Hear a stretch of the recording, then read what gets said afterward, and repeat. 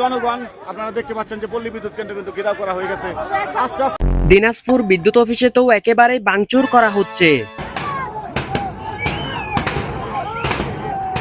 মানে এটা কোনো কথা?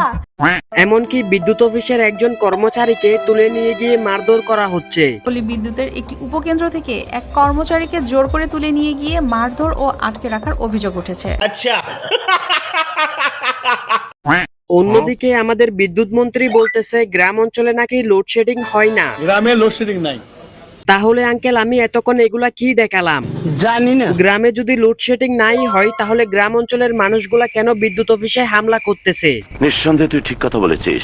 আমাদের পল্লী বিদ্যুতের লাইনগুলো অনেক লম্বা লম্বা, কোথাও যদি ফল্ট হয়ে যায় বিদ্যুৎ ট্রিপ করলে ওই ফল্ট লোকেট করতে টাইম লাগে, সেই জন্য বিদ্যুৎ আসে না, আবার লাইন ঠিক করলে বিদ্যুৎ আসে। আমাদের বিদ্যুৎ মন্ত্রী বলতে চাচ্ছে ওনাদের পল্লী বিদ্যুতের লাইনগুলো অনেক লম্বা লম্বা, হঠাৎ করে যদি কোনো জায়গায় তার নষ্ট হয়ে যায় কিংবা ছিঁড়ে যায় তাহলে ওইগুলা ঠিক করতে সময় লাগে, আর যেই সময়টুকু লাগে ওই সময়টুকু পর্যন্ত বিদ্যুৎ থাকে না।